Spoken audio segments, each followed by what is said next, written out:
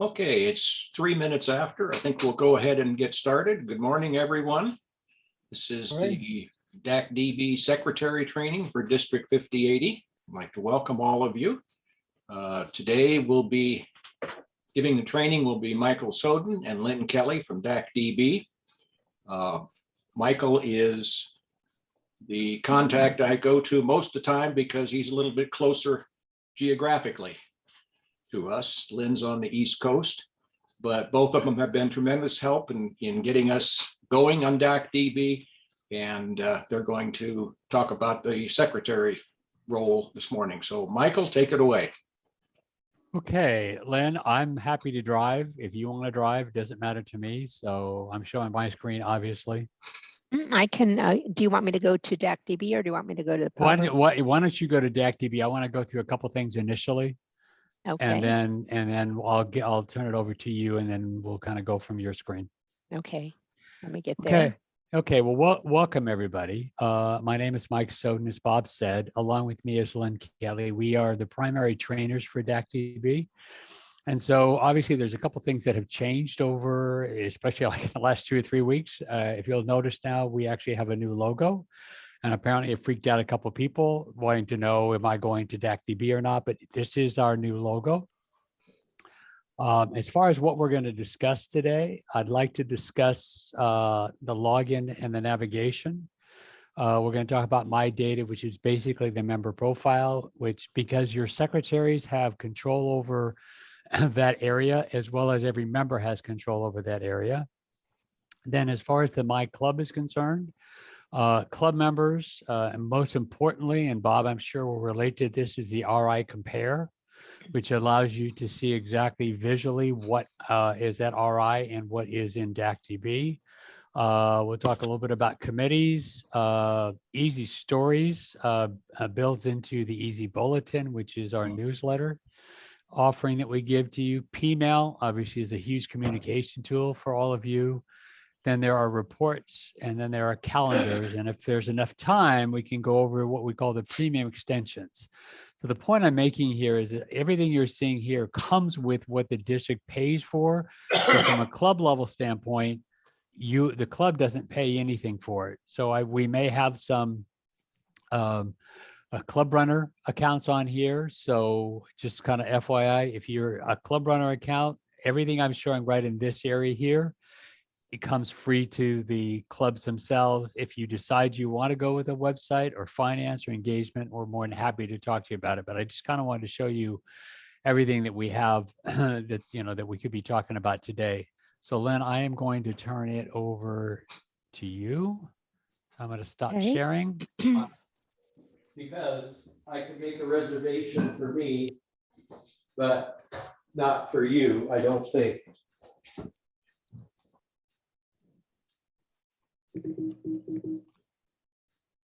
Okay, Len, as I said, I'll go ahead and turn over to you. Why don't you talk about the login and just the initial navigation? Okay, let me just log out.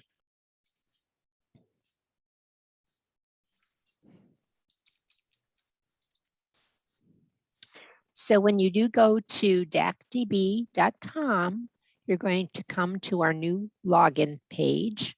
What you'll see on the left is a scrolling screen. We'll put some notifications there. We have some fall promotions going on, so you'll see that there. We also we'll try to put one little tidbit about something in DACdb on the screen. And since we do have a new login tab, we have a quick little video here to tell people how to use the new login screen. So you'll enter your DACdb credentials. In most cases, it is your email, not in all cases. So if you forgot your username, you can click this little button down here. If you forgot your password, you can click this button here. Then the next thing you would do is click login. And if you are a level 5 or higher, for example, an area governor, it will ask you to put your club number in. If you're a secretary, a committee chair, you won't see this screen pop up. So this gives you that little warning that you do have to enter your club number. So you will click the button that says continue to log in. And now I'm in here as myself. So Mike, do you want me to go to Hollywood or? Yeah, why don't we go to Hollywood? Okay, I'm You going to mi- just switch gears on you. Okay. And Hollywood is our fictitious club that we do use for training. Of course, you won't be able to see all the things that I'm doing right now. And let's see, I'll be somebody in the club. I'll be Nicholas here. Okay. So that's a little about the login. Okay, from a navigational standpoint, if you look at the screen right now, what you're seeing is what we call stories. So that's why we're going to cover some stories today to show you how to enter the stories so that you as a club can brag about what you're doing within your club to basically everybody in the district. So anybody who logs in to DACdb will be able to see this. Now, having said that, Lynn, if you could go up to the gear, the user has the ability to customize what they want to see. So obviously here we've got 24 stories. It could be 5 stories. It could be 20 stories, whatever you want to do. And then there is the limit there that it shows to the top number of recent stories of how many you want to show there. But in this case, we have home tab. It's club only, but you're still at the district homepage. I know that confuses some people, but you're at the district homepage. But in this case, the last time whoever was using the demo said they were doing club only. But if you were to click that down arrow, you'd be able to then come up with both, either of them, whatever you want to do. So again, this is within the user's purview. So you can't really control what the user says they want to see. Also, you can recommend the columns. Typically 2 columns is generally the best, but you can go up, I believe up to 3, if I'm not mistaken, in this process. And once you're done with that, over to the right bottom, you'll see a set club configuration on that. Okay. So and do this we is have the landing page. Whenever you log into DACdb, Yep. you land right here on this page. Right. And on the left side, you'll see some things, some other options you can take a look at, like district statistics and club statistics and things of that nature. On the very bottom there, you'll see what we call our shortcuts. I'll explain to you how do you make your shortcuts here in a second. It really works nicely when you're trying to navigate through DACdb because there are so many things that DACdb does. So Lynn, why don't we start playing with the My Data?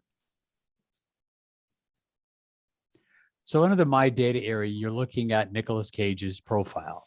And as Lynn scrolls down a little bit, you can see where you've got phone numbers, addresses. We've even put in a bio on Nicolas. I'm sure none of this is accurate, but I don't know where we got that information. But as we continue to scroll down, you're going to see where it says no event found and my committees. So as you sign up or as a member signs up for a particular event or they're on a committee, automatically it's going to appear in their profile.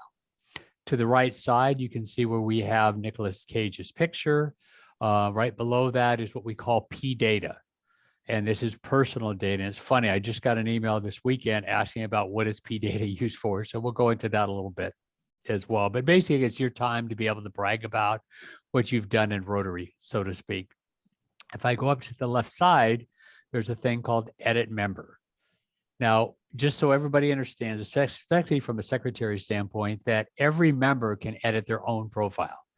Hopefully, we don't live in this dream world that they're all going to do it. But if you can get 20 to 25% of your club to go in and do their own profiles, that's 25% less that you've got to worry about. And we'll get into a piece we can actually get and make sure everything is accurate.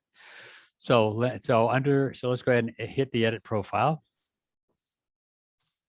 So now you're seeing some tabs that now appear across the top there. You see member, photo, contact, spouse, business, P data, club. So Len, if you could just click on photo. So if the user wants to update their photo, they're simply going to go, just like you probably do most everywhere, click on browse, and it will take you out to your actual desktop. You select a picture that you throw in there, you click on it, and then hit open, and automatically that appears. Now, there are times when we're going to want to print a directory. That's why we give you the second option. Oop, I guess we don't have it here, Lynn. What happened to it? Thought we had, what happened to our high resolution? Is I it think all? we removed it because some of the pictures in there were, I don't know if it was taking up too much space or, Okay. Okay, well, that's so much for that concept. So the concept behind it was high resolution. So when you print a directory, you'd be able to automatically have a high resolution image if you so chose to do that. And I'm not, as I said, this surprised me. I wasn't aware that we had taken it out. Okay, so if you move over to contact. And in a contact, you're now going to see you have email addresses. You have multiple email addresses. The same thing, you have multiple member addresses. So you have the ability to go in and click that little edit pencil. And then what you're going to do there is you're going to change your email address. Display friendly name. And the reason that's in there is so that when you send out a P-mail, when it comes out of the P-mail system, because of the Google requirements, we cannot use your email address anymore. It actually has to come out. It'll come out as mail service at DACdb.net. By putting in the display user friendly, what that does is it picks up that Nicolas Cage, and that's what the user will see. It'll go out and it'll say Nicolas Cage on behalf of DACdb mail service at DACdb.com. and Mike, this is Mhm. important because if you are sending a P-mail and you don't have this filled in, the from will be empty. And if you don't remember to put your friendly name in there, it will come from mail service. And sometimes the user doesn't recognize that. They'll mark it as spam because they don't recognize that address. Okay, thank you, Lynn. And so the same principle when it comes to member addresses. Again, you can have multiple addresses. And you're saying, well, why do we need that? But you'll find out here in a second. And you can see where you've got the address, California, pretty much all the same stuff that you need to have. We also have the geocoding that we put in there. So, and that becomes important when I show you the actual map itself. So then we can go ahead and get out of that there. I think that's pretty self-explanatory. If we roll down a little bit. So now you're seeing where you see the contact preferences. This is what we call your preferred address. Without that, and it's very important that when you go to send this up to RI, in the RI integration, if that's not in there, it'll go up and you'll get an error message saying, sorry, I can't take it because RI requires that there be an email address. And the main reason for the preferred email address is to allow the God, I'm having a 70s moment here. Well, Mike, actually, it's not the email, but the regular address. RI will let you add a member without an email, but they just won't let you add a member without a regular address. Right, but I have seen where you have the preferred email. If that's not filled in, it will not go up. So maybe this is something new that's been Yeah. added. So the preferred They email. don't require it anymore. Okay. Constantly changing. Mhm. So in the preferred email, this allows, so anytime email goes out, this will be the address that you're using. As you see the preferred address, again, you might have multiple addresses preferred. Credit card billing. The advantage there is if your clubs are using DACdb to be their DACdb's gateway. When it goes out to make the credit card payment, not all billing addresses are the home addresses, and most credit card companies require a billing address. So this auto populates right into your the gateway, so you don't have to worry about it.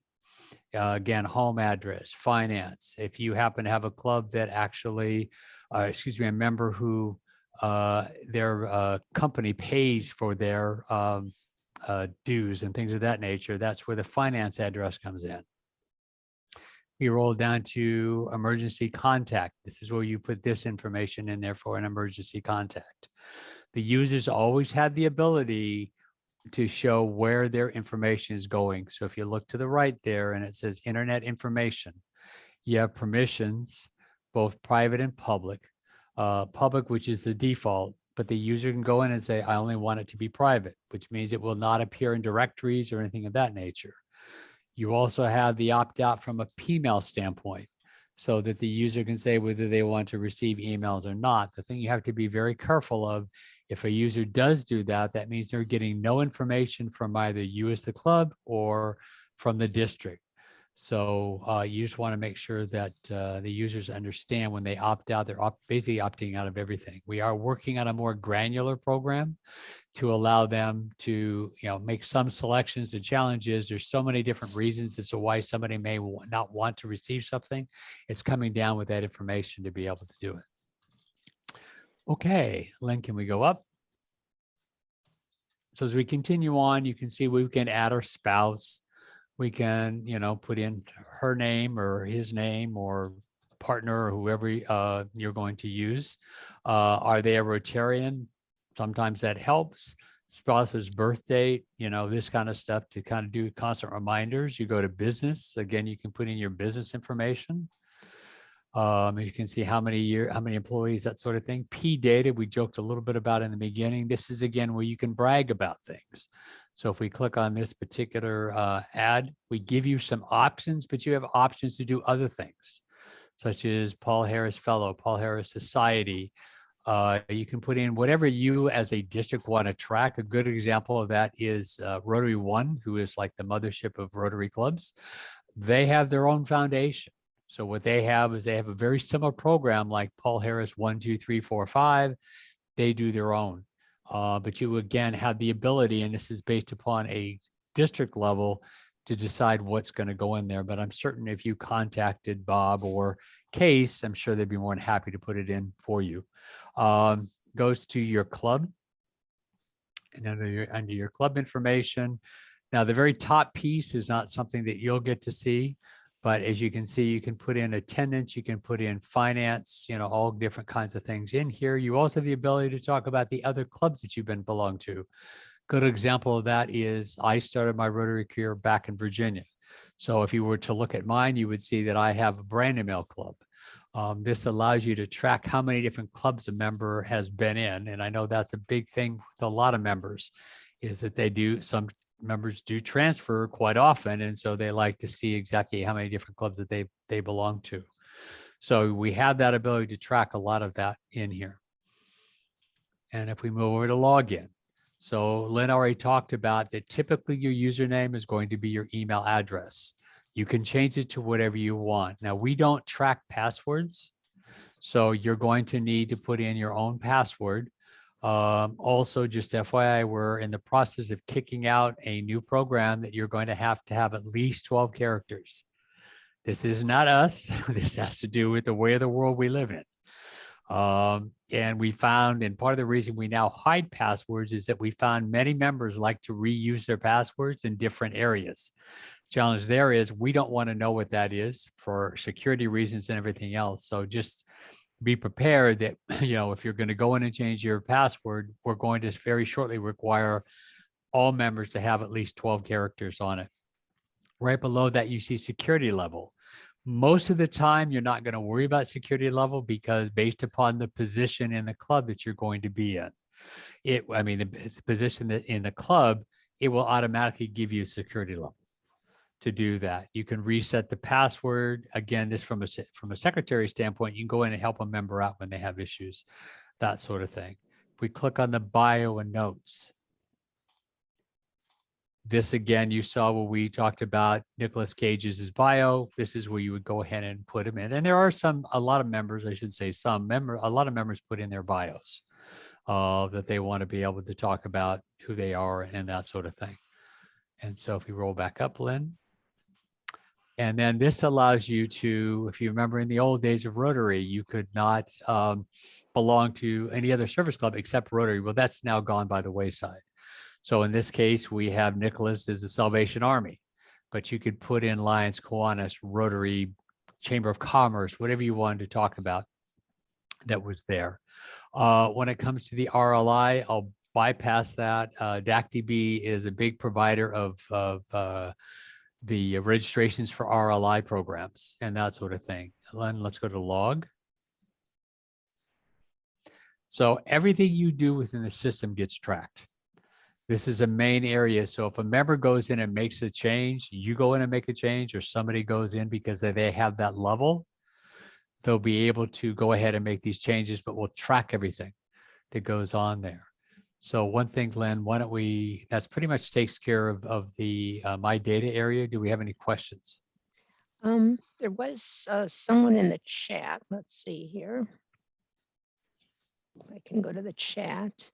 I'm fairly new to Rotary and new to the secretary role. How do I register for the first time in the system?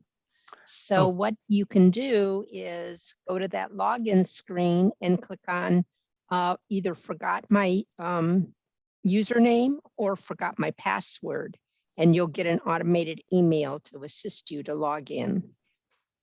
Yeah, very similar to what if you were to go to Wells Fargo or a bank or something of that nature, this is kind of how they request, we try to not reinvent the wheel with this stuff, that we try to make it pretty normal so that you're not surprised, in doing this. So, okay, Lynn, if we could do one quick thing, if we could go to support, because I know I've been talking a little bit about security levels. And so if you go scroll down and no, on the left side, I'm sorry. And then click on security levels. And so this will give you an idea of what every member can do based upon their security level.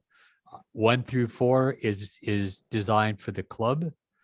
5 are your AGs. So if an AG is assigned to your club, they will have access to your club as a level 4. And level 6 basically is key to the kingdom when it comes to they have access to all the clubs. And so that's why from a district standpoint, you want to make sure that you have really full control over who has access at the level 6, especially when it comes to GDPR and that sort of thing. So, okay, Lynn, why don't we go into the My Club area? We'll get back to support in a second because there are definitely some major changes going there as we speak. So when you look at this, you can see PMail, Club Easy Stories, Club Bulletins, all kinds of different things.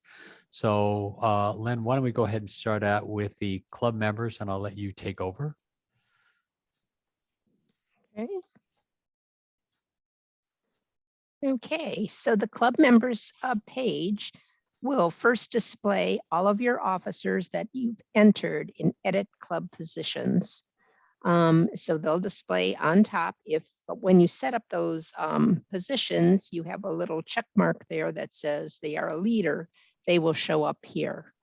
And then down below, you'll see some tabs. This particular test club, we have set up a satellite club, which is a child club under it. So they see a tab for their satellite club. You'll see one for your terminated members. So anytime a member does decide to leave your club and you terminate them, their record is stored here.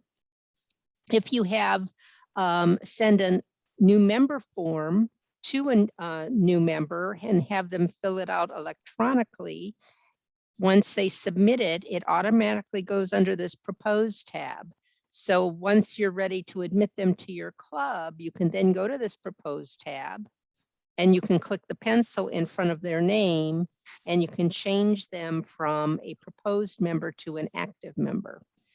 Potential members is another area you can have where there may be some people you want to keep in contact with, but yet you're not sure if you're going to propose them for membership. Other members kind of covers member types like Friends of Rotary, guests, people that you might hire to do secretary responsibility, but they're really not a Rotarian. That would be a staff member. So it's other member types that would show up here. I guess they have one for Rotary Youth Exchange in our little sample here. And then the active and honorary will all appear under the active honorary tab. And again, if you see this little wheel up here, that means you can select something on that page or change the look of the page. So you can see here are the fields that are displayed, but maybe you wanted to also show what the role level was.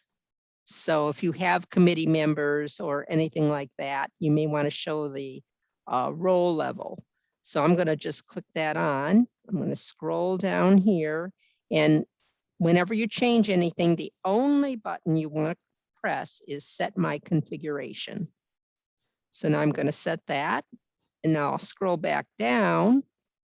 And now you can clearly see the role level. So you'll know who your committee chairs are, who your officers are. And if I sort this, these little arrows mean you can sort. I'm going to reverse it. So you can see some of our, we have some 6s. These would be your district leaders. And then 7 would be even higher. Usually your district communications officer is a 7. And usually the only person that is a 7, because then they can assign all of the roles for the district administration. And 9 is what Mike and I are, super users. So, and we can do just about anything. So you won't have any 9s in your group. I want to mention here, these little check marks. The check marks mean there is an email on file. If you don't select your preferred email, like Mike demonstrated earlier, this box won't be checked. And that means you're not going to be able to communicate with the members in the club. So if somebody says they're not getting emails, and when you're sending the email, you're selecting all the members in the club, come back, check their profile. If I click this little pencil here, go to the contact page. Oh, of course, yeah, this person doesn't have an email. That's why it's not showing. Sometimes there is an email showing here, but down here where it says preferred email, that email isn't appearing in here. So those are 2 areas you're going to check if someone says they're not receiving email. Let me go back to club members. And of course, that was the way you're going to edit the profile of the person. When you're doing your own profile, you click My Data. When you're editing someone else's profile, you come in and click My Club, Club Members, and the pencil in front of them. Please be careful with these red X's. If you click this red X, it's going to come up to terminate the member. And once you terminate the member, they'll move over here. But if you have your RI integration turned on, they'll be terminated in Rotary International. So be very careful with anytime you see a red X. The little camera means you have a photograph of them. So if you're trying to get everyone's photo to be included, then this is a very easy way to see who is missing their photo. And that's pretty much about, yes, if you have your level set for anyone in the club can send a P-mail. Levels 1, 2, and 3 would start their P-mail from here. And here's the little P-mail button up here. And when they click that on, all you have to do is check your member types. You can also check your area positions. It could be your area governor here, or your this particular one, we're playing around with the different roles. So these may not be accurate. If you wanted to include your satellite club, if you have one, you would check it here, and then you would click your P-mail button. We're going to talk about P-mail later. Hey, Lynn, I'd like to move into the RI compare. I've actually got a scramble set up. Okay, what district? Well, I actually went to my club and did the scramble. So do you want to let me share my screen, or did you, just so we're not exposing any member? Yeah, sure. Okay. Let me stop sharing for a second here. Okay. Okay, so hopefully everybody can see my screen now. And I'm going to go back out here. I click on this button here. There is a icon called RI Compare, and it looks like I don't have mine up in my club. Kind of surprised. No, I guess I do. I guess I'm blind today.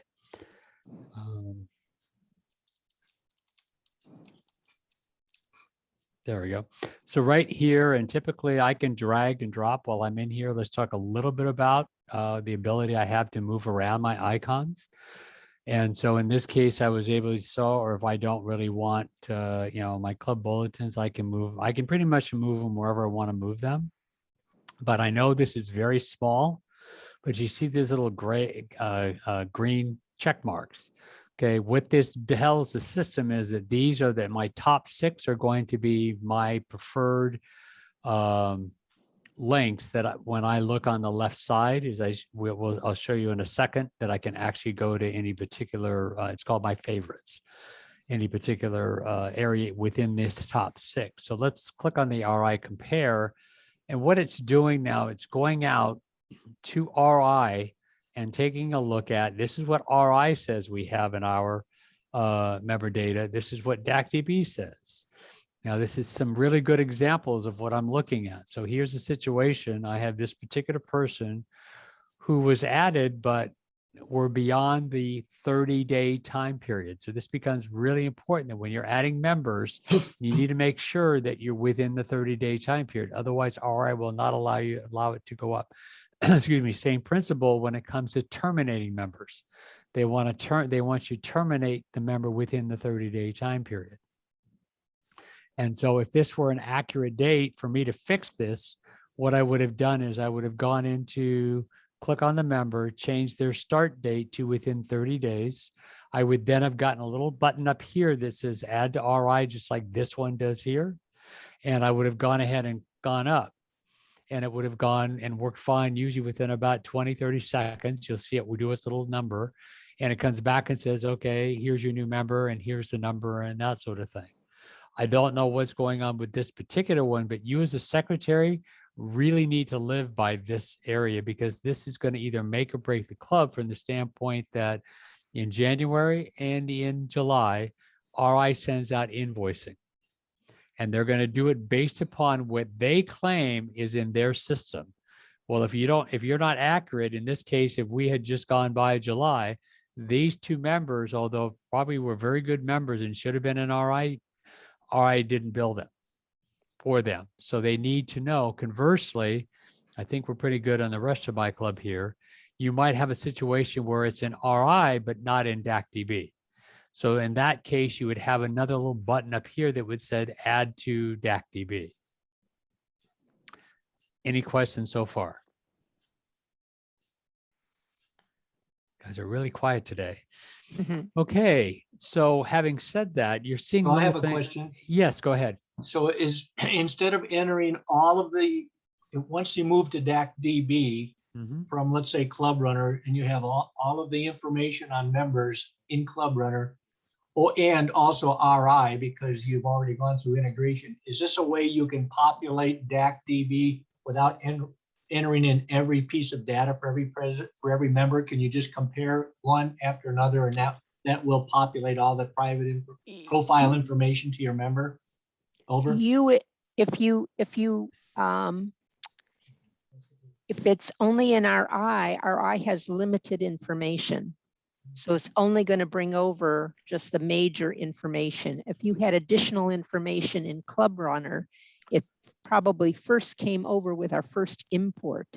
So what I would suggest is you click the compare next to the profile of the individual, and then you'll be able to see where the discrepancies are, if any, and clean that up first before you start worrying about what's in there. And then afterward, you will be able to just add the information in DACdb, and then it'll roll up to RI.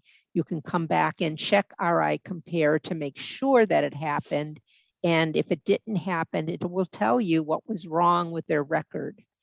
Same thing with terminating a member. You'll be able to terminate them in DACdb and then come to RI compare to make sure they're terminated. Same thing with club information and officer compare. So you'll be able to put all your officers into DACdb, and they will roll up to Rotary International. Okay, Lynn, thank you. I'm sorry, but I'm very new to this, so I don't want to clobber the network with a bunch of questions. Did I understand you to say that you or DACdb is already moving a lot of this data from Club Runner over into DACdb, even if our club is still on Club Runner? Okay. Go ahead, Mike. Okay, so this is a really, really good question. Is if you have remained on Club Runner, and we are not and we are not, when I say we, if DACdb is not the editable partner, at bare minimum, you should have made DACdb be the viewable partner, because here's what happened.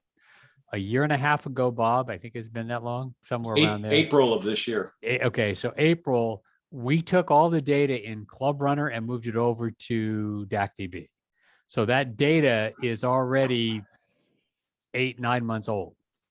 So if you have made any changes, we're not going to know about that unless you have made DACdb be a viewable partner, which what that has. So we all understand that this process is when you enter data into Club Runner, it goes up to RI. When I go to the RI compare, I can then download whatever data changes you made. And then you're simply going to make your update. So let's just take a look at this particular person. I could see I've got 4 issues going on in this. So what I'm going to do is I'm going to click on the compare. And by doing it, it's going out and getting the personal data of this particular person. And in this case, since I don't know what this is, we obviously don't have the middle name within DACdb. I would simply click this button or this button to erase it. And you'll go all the way down to make sure everything matches up. Assuming you've done that, then all of a sudden, any of your exceptions will disappear. So where I'm going with this is once you put the data up into RI from Club Runner, you still need to go back into DACdb and make sure that data is in DACdb so that the district knows what's going on. Okay, Michael, that was very helpful. From what I did make my club readable to DACdb. So I guess what I'm hearing is that transfer has already occurred in accordance with Rotary International. Yes. Right.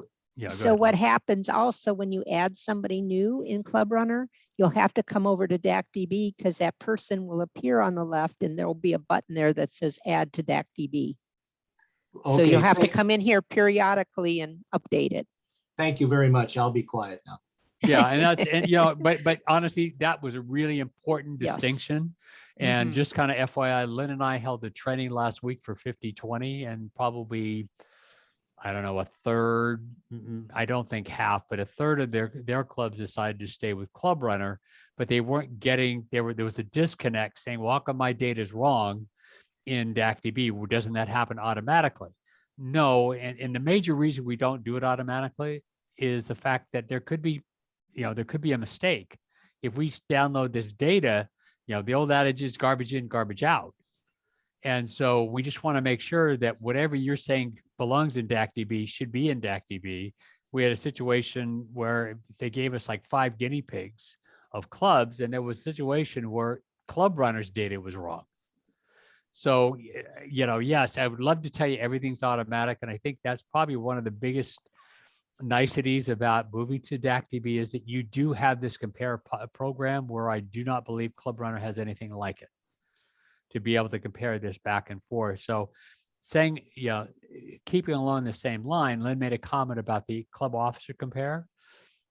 So when you add a member to an officer position within DACdb, it should automatically go to RI. In my case, because my club is DACdb all the way, you can see where I have no exceptions. Everything's been put in here. Two new areas now are the club service project chair and the club image chair. So these are now being tracked by RI, but you want to make sure that these are up to date where they need to be. Good example, and the reason for that is if I didn't have my club PE, which RI doesn't recognize PEs, they only recognize them as the year you're a president, they would not have the ability to go in and put in their goals within what we call RCC, which is Rotary Club Central and RI. So it's really important that this stay as accurate as possible. So again, the members can get the data, because this is how RI communicates with your club membership chair, your foundation chair, I don't think so much treasurer, but secretary and president are really important in this. And now PI has been added to this program. So any other questions regarding the RI compare? Michael, just to give you an idea, we have 57 clubs. We have one that is not granted us read only. We have 34 clubs that are RI direct. Wow. So that kind of gives you an idea of the mix. No, and it's that integration becomes very important because people like Lynn, who I see's on here, your current governor, my classmate, Kimber I can't see her right now. She may not be on here anymore. But, I don't want to get the emails coming from RI saying, well, we say this amount of members and you say that amount of members. So it's really important we try to stay in sync, all the way. So for, 5 minutes a month or whatever it takes for a secretary, assuming you're up to date on everything, it really becomes a no big deal. But again, we're not here to tell you that you are required to go to DACdb. We would like to make sure that you're making sure that the data within, RI and within Club Runner matches whatever's in DACdb, and that makes your governors very happy. Okay. Lynn, let's move on. I'll go back and stop sharing and we'll move back over to you.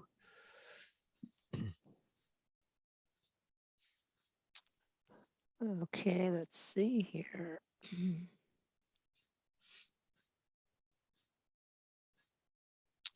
Okay, and I think we're going to touch on committees now.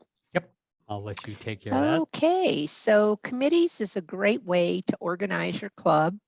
And I'm sure many of you have committees, your board of directors. Sometimes you have a special fundraiser going on and you'll have a committee for them. The reason committees are a nice tool is because you could put everybody who is in that committee on a committee and they can all communicate with each other, and you don't have to go into a P-mail and try to remember who to send the P-mail to. So we've created a committee here called Board of Directors, and you add a committee by clicking on the little gold Add Committee button. And then once you've added, you'll have the name here. To add folks to the committee, you will click on your Member and Positions tab, and then there will be a little plus sign here to add or delete committee members. So if somebody needs to be added, you just find them on the other side of the column here and simply add them. And if somebody needs to come off, you just remove them and then you save.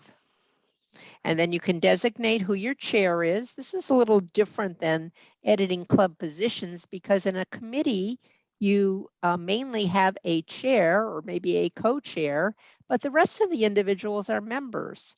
So you don't have to have a position called secretary of the committee or treasurer of the committee or any of those other positions. Normally, they're just members of that committee. Also, in the committee, if you view this, you can also store files in the committee. So if you do have files that you're keeping track of, there'll be a files button up here, and you can just add it like your regular club files, the files belonging to this committee, and all the committee members will have access to that. Whoops, sorry. Let me go back to club committees. So if I were to send a P-mail to my board of directors, I could just come here, click my P-mail. It automatically addresses them. My name is in the from. It'll put, I had created a template, so this is what it puts in the subject, but you can easily change this, change a meeting date, something like that, put in your information, and then you can just send it. So very easy to communicate with your other committee members. It's much easier than using groups in the P-mail function because then you always have to update the groups with current information, especially if somebody decides to change their P-mail. Where in committees, if somebody changed their P-mails, it automatically updates your committee. Does anyone have any questions on committees? It's a great tool, so utilize it. Mike, do you have anything to say on the committees? The only thing I would say, and it's not used heavily, Lynn, if you could go back to committees and just click on Board of Directors. and then click on the, what is it under? I think it's under options. Okay, so where I'm going with this is there are some board of directors who want to be able to send a P-mail out, or in this case, an email out that goes to everybody. And so when, and I believe this is required by Robert's rules, although Robert's rules really hasn't gotten into too much of the data, the new world we live in, is that a listserv allows you to put in all the members of that particular committee. And as you can see in this case where it says listserv name, it says Hollywood, or somebody put an H in there, it should be a Right. W. Well, can't So- go to anyone anywhere. Right, So, right, because I there's know. no real, I just no noticed real that. It's not a emails big in deal. here.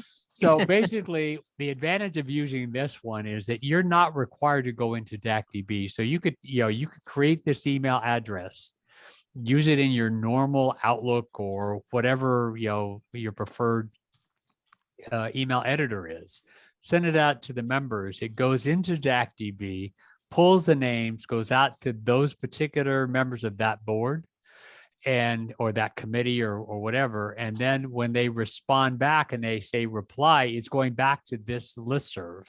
So that if you're having discussions going back and forth, automatically it goes back to those people that are, that are involved in that particular committee. And there's a big distinction here, which now, Len, why don't we start moving into P-mail? We'll understand why I made such a big deal out of that listserv.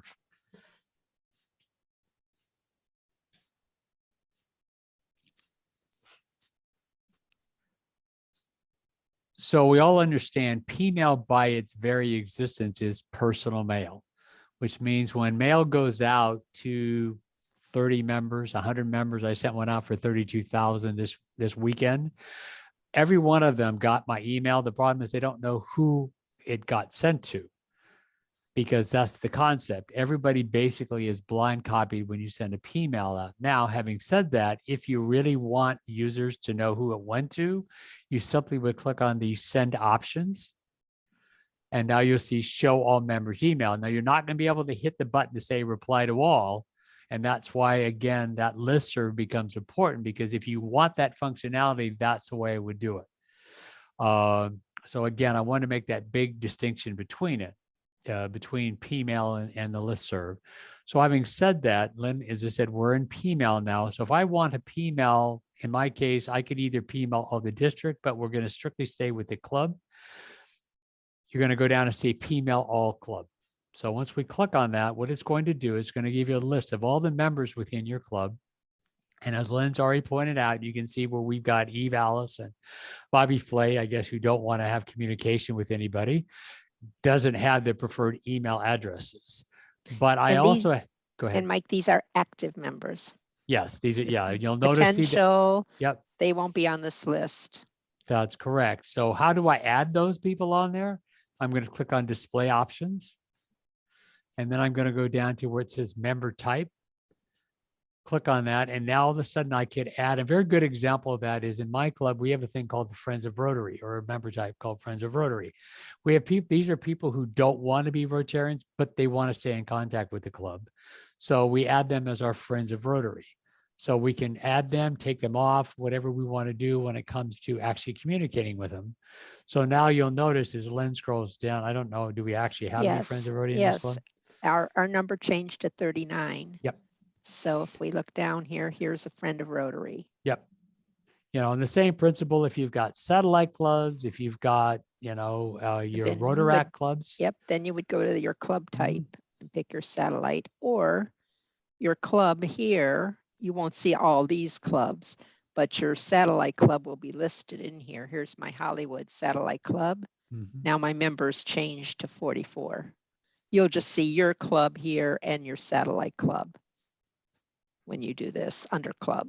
Yep. So now that I'm happy with who I'm going to send it to, I'm going to scroll back up to the top and I'm going to hit that little P-mail selected. So now you see all the people that we had selected are now populated into this area. I do have the ability, and since we've added this P-mail all club members, I very rarely ever go and use the to, but you can click the to button and you're going to be able to add, depending upon your security level, you'll be able to add additional people, committees, all kinds of stuff. You also have the ability, where you see the list on the right side that I can create, and Lynn's already kind of talked about this, I can create groups. Now, I personally don't like to use groups because I find them maintenance heavy, which means every time I want to I want to create a committee, that's great, I have that, and then I just simply go over to the right. Once I have those selected, I say save as group. I'm then given, the name I want to put in there, and I go ahead and hit save. And now I've got, depending upon where I want to put it, I put in personal. In this case, it's going to be personal. Hit save. And hit OK. So And we'll we hit cancel this yeah, and start cancel that. again. Yep. Okay. So now I go back to save group, and you can see where I go to personal, and we're the one that Lynn created. Here are her 8 members. Now also notice you see that yellow, and that's why I'm saying there's a big maintenance problem with this, is that when that yellow means you have terminated members within that group. And so you're going to need to address that. So if we were to go ahead and cancel it out of that, Lynn, go over to the left side, go to manage templates. I'm sorry, manage groups, click on personal. Now you're going to get the ability to edit it. So now you're going to scroll down there and you should see. So Stephen needs to be taken out, as well as I think there were 2 involved there. Take out Richard. And I think that was just the 2 we had. Go ahead and hit save. So now notice everything's what it's supposed to be. So again, you have that ability to do it. I personally, from my own, work ethic or work thing that I do, I prefer not to use them. But again, you're more than capable of doing that. So Lynn, let's go back to Pmail again.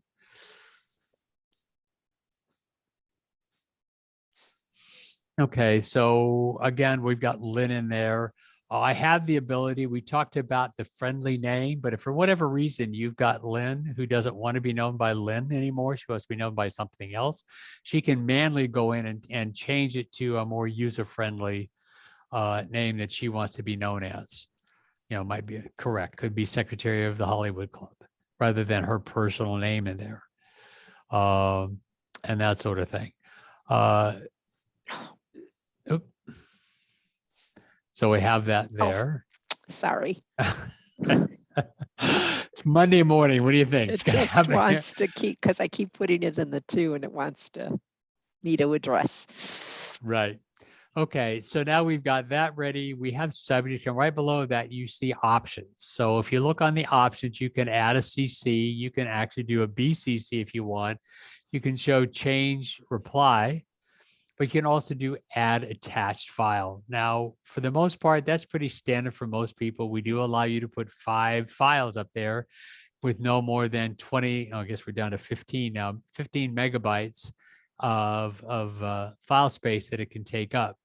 But what I've learned here through all the filters, I think sometimes it's better to actually put the file within the email itself. So what Lynn's doing now, she's going to get rid of that. And then she's just going to type in, I don't know, test, whatever she wants to do. And then highlight that. Then she's going to go up to, there's a little a little chain, and she's going to click upload or serve browser, whichever one. She keeps changing this on me. And sometimes she keeps going to upload. Quit doing that to me. Anyways, so this takes you right out to your to your desktop, and you select the one you want, and then you can do it that way where Lynn was going, which was the browser server, especially if you're trying to add in files that are already on this thing. You're going to go ahead and go to browse server. But in this case, you also want to make sure that when you send out, that you send it out as open a new target, or open a new window, open a new tab. Everybody has their own little ways of saying things. And you simply click on that. So that way, when the user clicks on it, it's going to open up into a browser. And you can see now that this is a hyperlink. Yep, that's now hyperlink. You can't test it in here, but you know that it's there when it's underlined like that. And when you get your, everyone gets a blind carbon copy. I mean, the senders get a blind carbon copy. Most of the links don't work in the blind carbon copy. You have to wait for your original copy to come to test things. So, if you create your email and want to save it as a template, then test it and make sure it's all of your links are working. You can do that. Okay. So having said that, let's kind of stay in that little area. So if I wanted to add an image, very similar process, you're simply going to click in the area that you want to stick it into. And then you're going to go up to that little monitor, click on that. You don't have it. Now, in this case, you can either upload if you know where it is. So we'll show you upload now since you want to show that one. Well, that's how you go. You always messing me up here, Lynn. I know. Let's see here. Let me go back here and get one of these tests. Let's see what I have here. Here we go. We'll put this one in. Then we're going to send it to the server so it's stored out there for future. Oh, I've used this one before. So here it is. It gives you some dimensions on the left side. So if this is really a big picture, you're going to want to downsize it a little bit for your Pmail.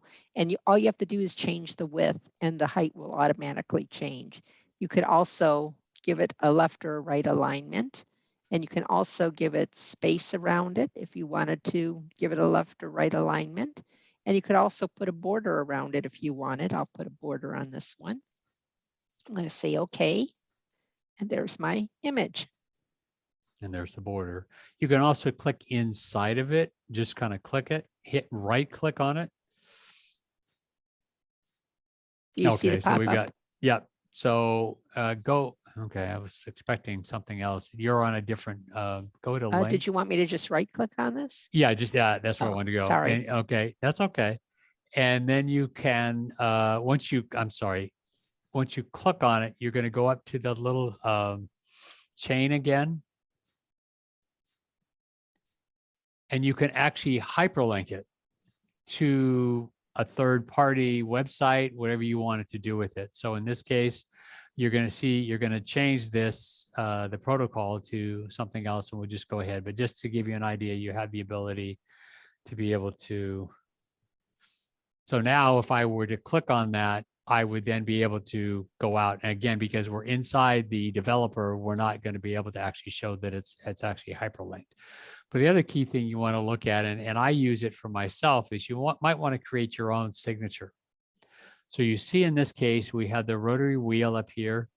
We also have put in the email address, phone numbers, and you can create your own template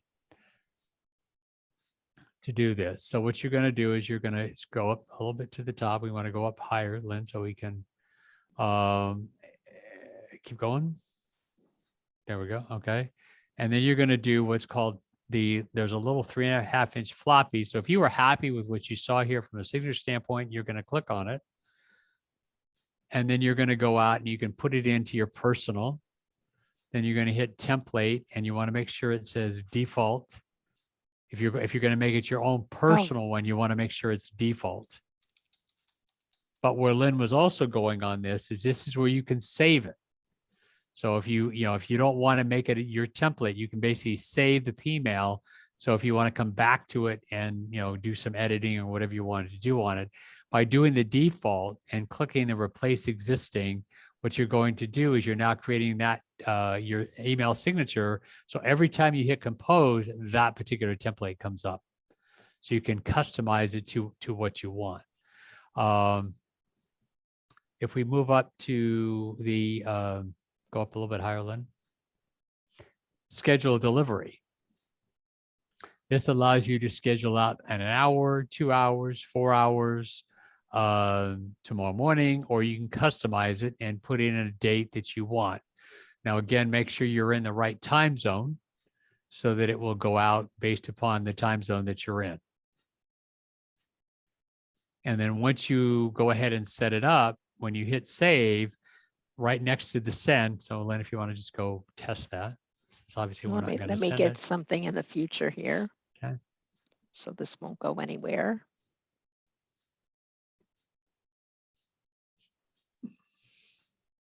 Go ahead and hit save. So now look at the upper right corner, you see a little clock. So you can go ahead and get your scheduled delivery up right when you begin it, so you don't forget it. But you want to make sure that when you're done with it, you hit send. All too often we'll get comments made about, well, how come it didn't go out? It's because you didn't hit the send, which you'll notice now on the left, you see pending. You can see where we've got these pre-done scheduled deliveries. If you decide you wanted to go ahead and send it now, you didn't want to wait, you simply would hit that arrow and it would automatically send it. You also have the ability to delete it. And that's where you would get that, yes, I want to delete that particular thing that's going on. The other thing you have to remember, when you hit the send, there's about a 2-minute delay. So you can say, oh crap, I didn't mean to send it. You can pull it back, or in this case, you would have to delete it. The next version of PMail is going to include the ability to be able to edit the PMail and then just resend it without having to basically reinvent it once you do it. The other thing we want to take a look at is called tracking.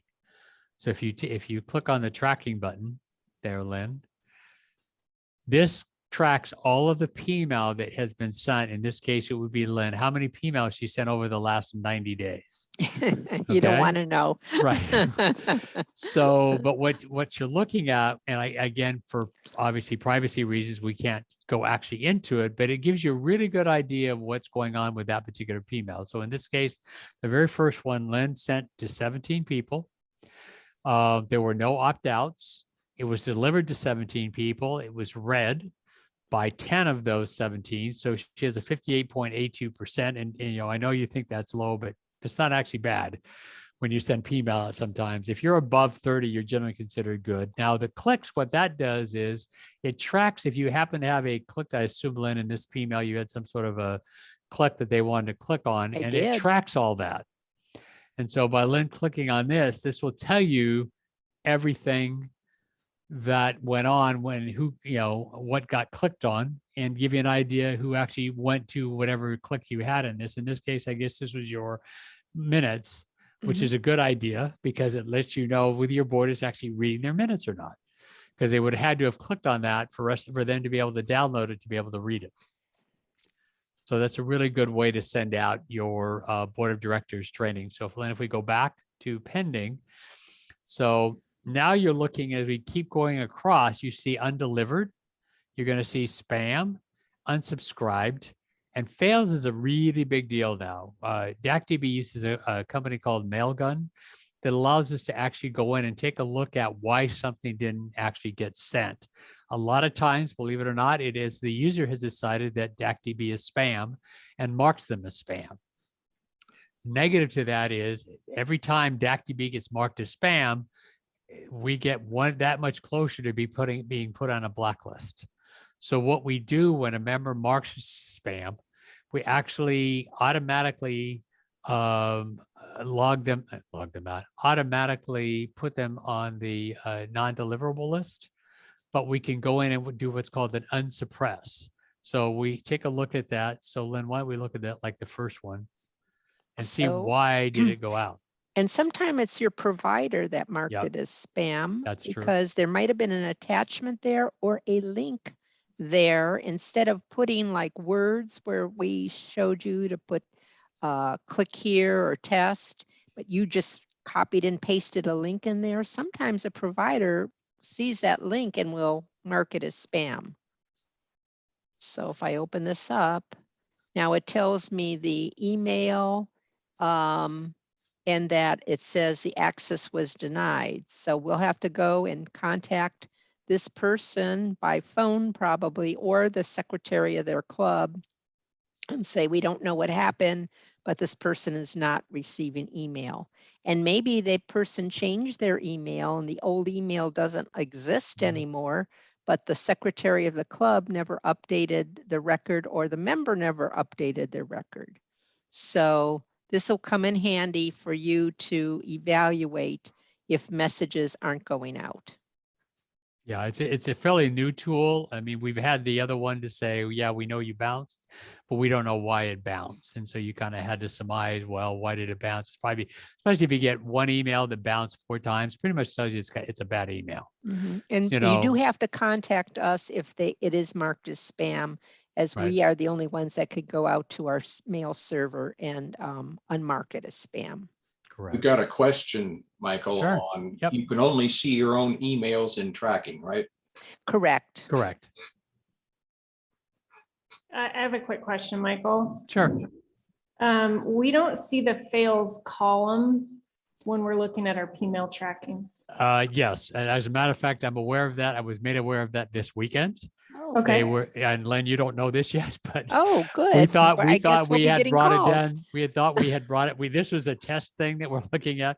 We had brought it down to level 4s, and I had someone, I think actually it was Caleb, who's a level 7, also in our G line, said he couldn't see it, and I said you have to see it. So we looked at it this weekend, and so I've already talked to The programmer. to one of the programs about, and he thought it was done, so he's researching and finding out why it's there. Oh, So good. very shortly it will be there for you.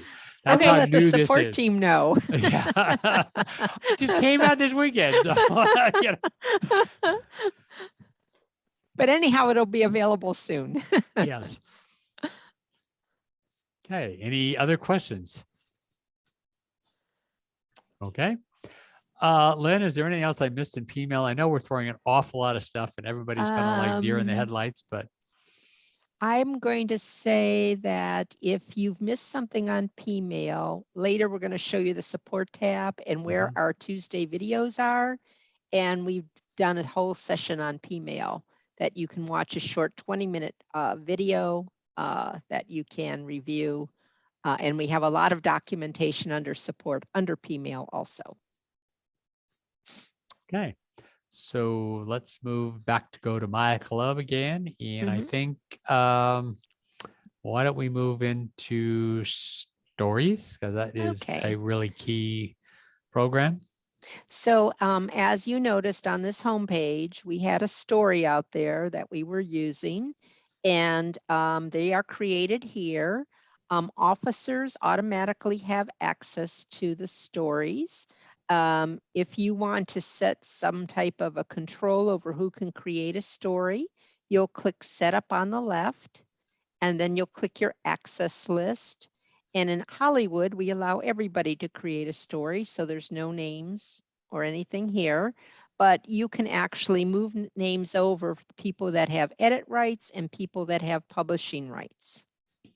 So I'm going to go back to my stories. And now I'm going to add a story. So your first page is your information page. You put a title here or story name.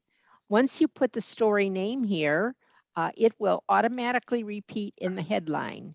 If you want the headline to be something different, you can put that in here. Say you have one story each week that you're just going to edit each week, and you're going to call this our main, like maybe it's your agenda for a meeting, whatever it might be. That might be the story name, and then your headline might be different. Whenever you're just working at the beginning, it's going to automatically be a draft. You can indicate when you want the story to start displaying. I'm going to just leave it there as for today. You can also put a post until. Now, I highly recommend, instead of post until, you just archive your story when you don't want it to show any longer, because then it's easier to manage your list of stories. You can put a main image on this page if you'd like, but the main image really should be something like a logo or a headshot, but not a group of people, because this is meant to be a small photo. You can determine where you want it to appear. So if you do want to appear on your home page, you put a check mark there. If you want it to be in an easy bulletin, which comes with the system that you can send out a bulletin weekly to your members, you would click that on. And if you do have a website and you want that story to appear there, you can click your website. You can also include the story date. You can enable comments if you want on the website, but if you do, then you're going to have to go in and monitor those comments just in case somebody's putting inappropriate comments out there. So I don't recommend that, but somebody wanted that, so we made it available. You can also put a story separator in there, kind of a line between that. And you can also create different categories if you like. And then you can categorize your stories. And if you do want to give credit to the person who wrote the story, you can just select them here. And that's your information page.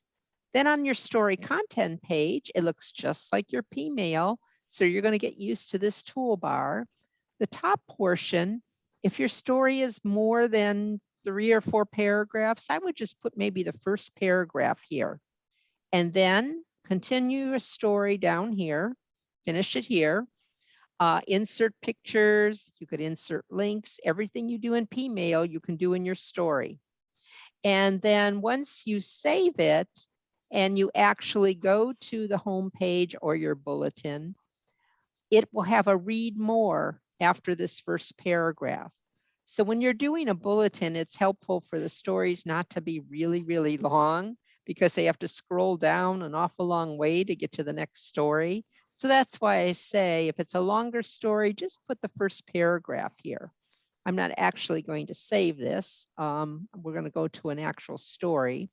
And then when you're ready, you're going to click publish. It will not show anywhere unless it is a published story. So I'm going to go back to my story list. So these are all drafts up here. They'll sit up here until we're ready to use them. You can, if you do have a, where somebody's going to approve them, you can have that set up and just set it to approved, and maybe the final editor is going to approve the stories. So you can pretty much do them. Once they're published, you'll see there's a Facebook share. So if you want to share the story on your Facebook page, you can do that. And here's one here that had a post until. So this stopped on August 6th. So what I'm going to do is I'm going to say, I'm tired of seeing that here because it's in the way. I'm going to just archive it. And I'm going to click that little button. And now it's going to go into this little archive folder. So you never are losing it. It's just moving it out of the way. And the other thing is you can, under the stories, you can drag and drop in the order you want them to appear. So I'm just going to move this one down here a little bit. So that's kind of the ease of using the story and creating the story. The next thing you would do with a story is go to the bulletins and create a bulletin. So you were going to click on new bulletin. And the first thing is you may want to create a template. Let me see what number I'm on here so I can pick something different. Okay, so you're going to click new template. And then you pick the style you want. H is for your header, B is for the body, S is for sidebar, or F is for footer.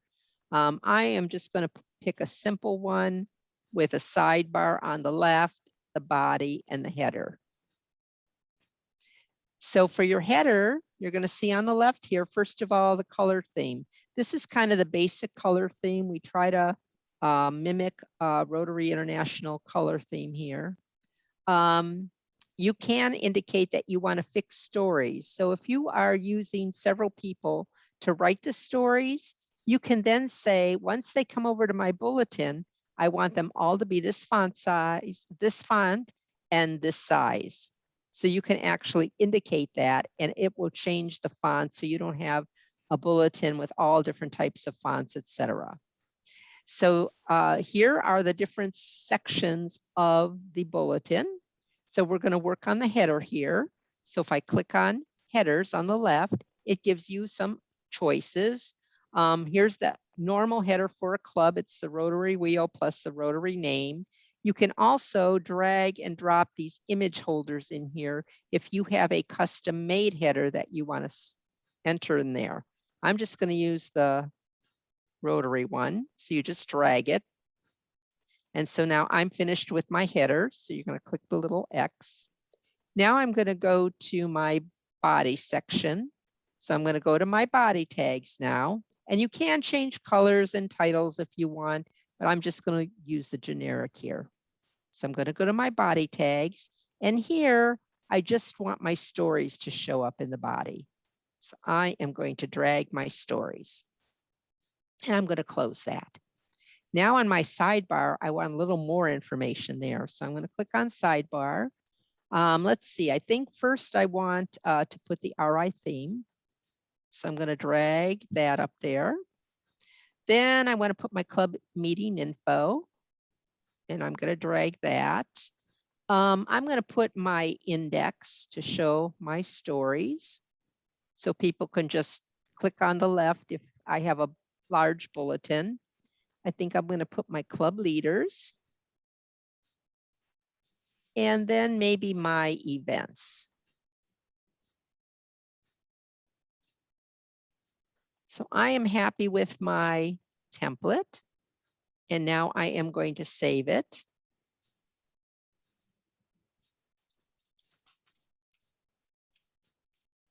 And whatever you name this story, I mean this bulletin, that's going to be the name that appears when you send a P-mail out. So be, thinking about what you want to name your bulletins each week. If you have, like I know our club calls our bulletin Wheels in Motion.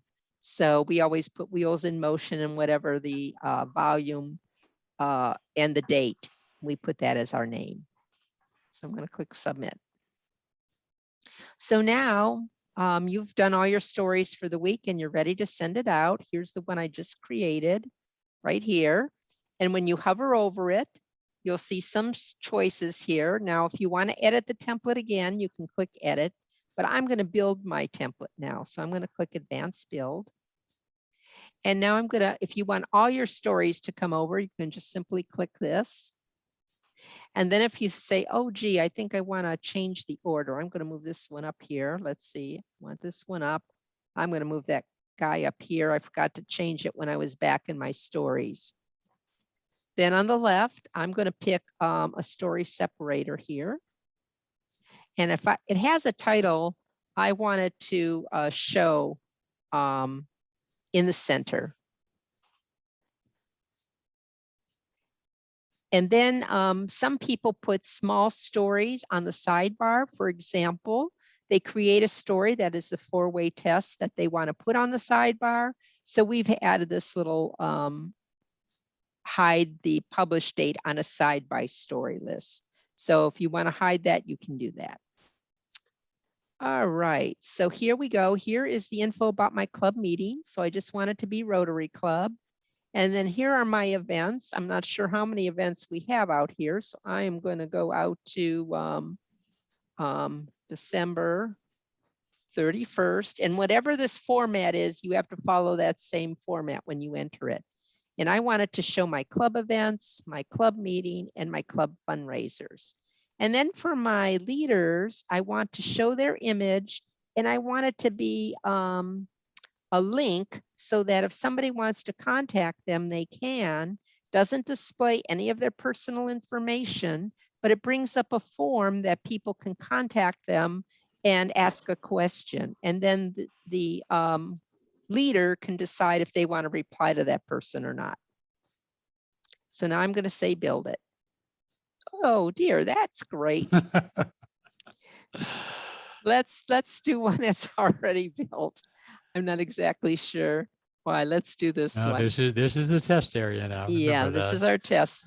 I know that they've been playing around with this, so let me put this in here. Let's redo this. And then if this doesn't work, then I have to report it. So everything else, we'll leave this. Let me just make this 12, 31.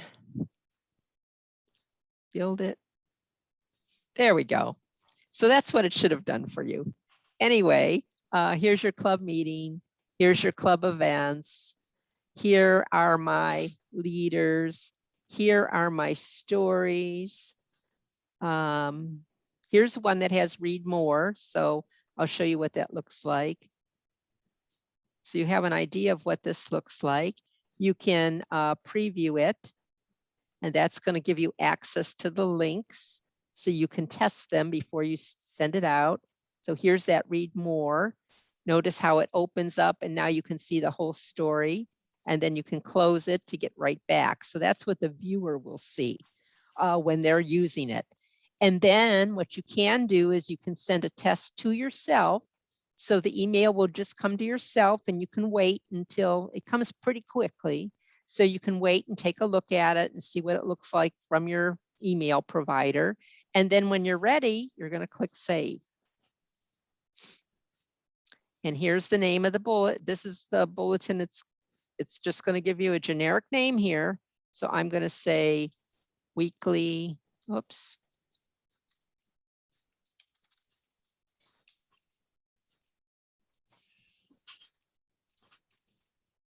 And I'm going to click submit. So now notice it shows up in my draft bulletins, but I am ready to publish this. So I'm going to click my pencil and I'm going to click published. And now it tells me it's published. I'm going to go back to my bulletins. I'm going to scroll down to my published bulletins. Here it is. And my P-mail button is right there. So I'm going to open that up, and remember how we talked about our friends of Rotary. So if this is something that you want to send to the people that are outside your club, you'll include them here. You click send P-mail, and notice here's the name I gave it. And here's what your bulletin looks like. And then now you can simply send it. So it's pretty easy to use. And we have extensive articles under support. And again, under our videos, we have had some training on Tuesdays on our Easy Bulletin and our Easy Stories. Okay, thank you, Lynn. It's about 10:24. Bob, what's our cutoff time here? Probably about 10:30. Okay. We'll see if how many questions there are. Yeah, why don't we Okay. stop for questions? Okay. Anyone? Could just unmute and ask your question. Let's see. I don't have a question for it, but I have gone through and used DAC a fair amount. We're a very small club, and I just feel kind of overwhelmed with some of the things that DAC can do. Until I actually get a chance to go out and play with it and try it, I don't think I have any questions right now. Okay. Yep, there is a lot that it Yeah, can do. yeah. So don't feel overwhelmed. And you have to contact us if you have any questions whatsoever. We're always here to help you. So don't struggle for things longer than 20 minutes. If you just can't figure it out, or you don't remember and you can't pinpoint it under support, we have a phone number that you can call, and just feel free to call. I might add too that the support is real responsive. We've had real good luck with getting help from the support. So Thank you. It's one of the real positive things. Thank you. I have a comment. This is Larry Towner. Mhm. This is much more than I'm ever going to use. Mm-hmm. I need to know the basics and be able to take care of my secretarial duties in the club. Mm-hmm. Do we really have anything in hard copy that I can use to? We do. Okay. And we're going to cover that under support. So when you click this little support tab up here, right on the left is what we call DACdb Quick Start Guide. And you are going to use this Quick Start new user interface, and it opens up into a PDF. And are you seeing it, Mike? Yep. Yes, Okay. I So this have will that. give you a quick start.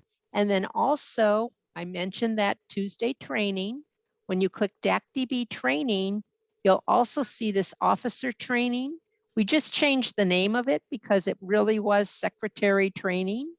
And these little videos here will help you with your duties as a secretary. And each of them are very short. So if you're trying to remember about P-mail, here's the one on P-mail. If you're trying to remember about adding and terminating a member, Here's the one about that. So feel free to use either the guide or the secretary training videos. Okay. Lynn, while you're there, should we talk about the new ticket system? And Sure, sure. okay, So, go ahead. yeah, go ahead. So everybody understands, I personally have a real challenge with this support area only because it's definitely become very long in the tooth. So literally this weekend, DACdb launched a new support system. We're soft launching it. We have our weekly Tuesday trainings, which are starting on Tuesday. But next Tuesday, and as leaders in your club, you should be getting emails from us letting you know when these trainings are, but they're always every Tuesday, excuse me, at 12:30 Pacific time. And we go over different areas. And next week, we're going to start a series of this whole new support area. So if you were to click on where it says new support tickets,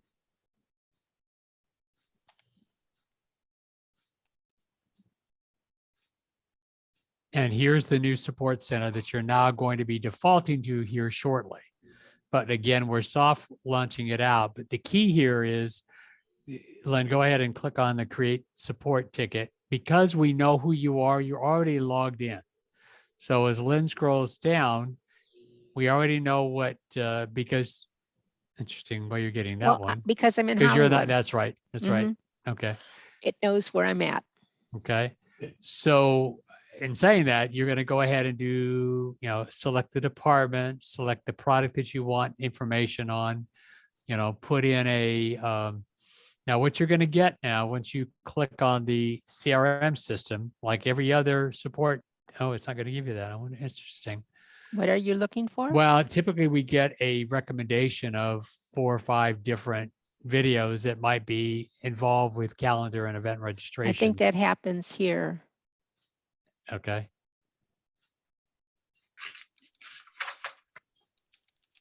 Appreciate There that. we go. My point here is that you inundated me with information that just, it's more than I can handle. No, and we understand that. And I mean, typically, Lynn spoke a little bit to the secretary area. Those videos were done over a day time period. So we are in the process right now of discussing our next secretary/leadership training that will probably take over a day to be able to do it, because we know how robust DACdb is. We're not going to have time to get into the calendar or anything else that is extremely robust. But our hope is by you guys going in and starting to play with the support system. So if Lynn were just to type in, I don't know, just type in secretary.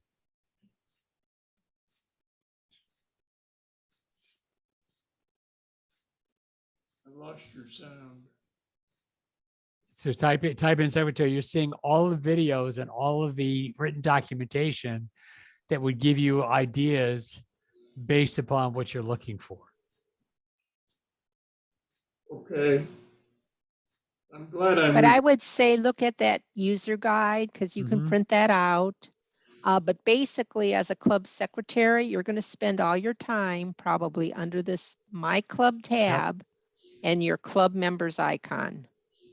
Because this is where you're going to update your club members' information and things like that. And you can, from the same tab, if you wanted to, you could click the little P-mail icon up here if you have to send everybody a P-mail.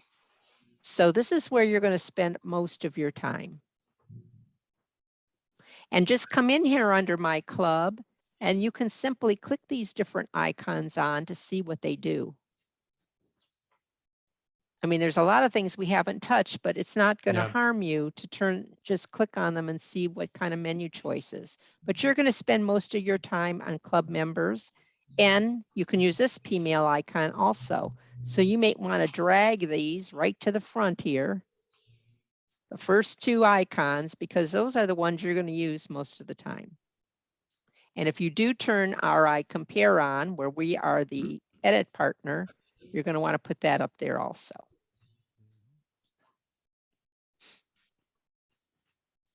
Okay, any other questions?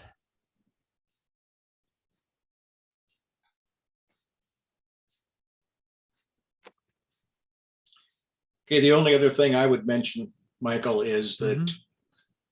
either Case Vanderpool or myself are available. If you've got questions, you can also give us an email or a call, and we'd be glad to help you. So there's a lot of information out here, and sometimes it just takes a little bit of a help to get you to the right spot. And so I think one thing that we need, and Lynn was kind of going over there, but I think we all know for 90% of the members in the club, they don't give a darn about DACdb. They don't give a darn about Club Runner. But what they care about is, where can I get my information? So literally on the phone, I realized, because this is a mobile website, I can actually view the mobile application on any device I'm on. So where Lynn's at, she's obviously on her computer, but she's already logged in. But she can now go to under My Club. She can get who's the leadership in the club, who are the members in the club. So once you get to the members, if Mhm. you needed to call someone, I'll go down to my info. Here I am. You can just click this on. Here's my phone number. All you have to do is click this on your cell phone, and you are calling me. So for most members in your club, this is probably what they're going to use, because they just want to look at your calendar. They might need to call the leadership, might need to call the president of the club, or the secretary, or the treasurer. Or you might want to look at the calendar and see what events are coming up. Mhm. So can also- introduce them to m.dacdb.com. Yep. I mean, they can also do engagement hours. If your club has engagement module, they can do it. Makeups also on there as well. Coming soon will be the ability to edit your profile within this particular application, but right now that's not available. But again, for 90% of the club, this is really all they care about. Mm-hmm. And you really, this is all just really informational. There, you can't really do the same types of things you're going to do on the desktop version, where as a secretary, you really need to get into their profile and fix things, or, but this is just informational. So 90% of your club, this is what you want to introduce them to. Yep. Okay, if Under there's- support, you'll find the information under support on the left, mobile. And it'll give you, there's a couple articles here on adding that to your browser on your phone. If there's no other questions, I'd like to thank both Michael and Lynn. Mhm. I have a quick Welcome. question. I'm sorry. That's okay, Kimber. Well, Luke and I are just playing around with Pmail. He'd like to schedule an email to the district leadership team about the November meeting that we're going to have. So Mhm. he opened up Pmail under the district tab, and when he goes to select his two recipients, he's getting multiple load errors in the different committees and such. We'll have to look at his profile for, because I think he had another instance. We'll have to look at that separately, Kimber, Okay, because we have to see, and he is logged in using his club number, right? yeah, he did. Okay. Yeah, we'll have to take a look at his profile to see if there's something else going on, because he should not be getting any kind of errors. And you can do it, right, Kimber? Well, I'm not checking because you guys are on my computer, so I'm not even logged into DACdb on my computer. We're just. Okay, okay. So I don't know, All and right. I haven't had any problems with that before. I've never seen it. Okay, So- is he using a Mac by chance? No. That's Okay. no excuse. He- I work exclusively on a Mac, and I've I never. know. So does Michael, but I always have to ask folks, because sometimes they use Macs, but they don't keep the Mac up to date with things. And so Right. it doesn't always work right. Yeah, okay. So who should I follow up with, anybody? Yeah, I'll follow up with Michael and I, Okay, and we'll look Yeah, at, Kimber, just once we get off here, just give me a call, and Okay. we'll do a Zoom or something, and I can visually see what's going on. okay, sounds good. Thank you. Okay. All right, ready then. I guess we are done. I appreciate your all's time for thank you. being part of this. I do believe Bob did record it. But as we Yes, said before, we have a much more broken down based upon what you're looking for specifically, like log in or we didn't get to go through the calendar, which is a phenomenally robust system. I mean, I can't tell you how much that has saved time for me as a district leader and all that kind of stuff. As far as getting registrations done, you guys at your Pacific Northwest Pets use it for that. Case has been instrumental in getting that up and running. So yeah, this is a huge program and I think we'll resolve. You just have to get used to using it as well.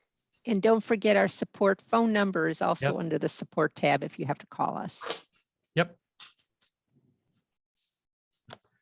All righty then.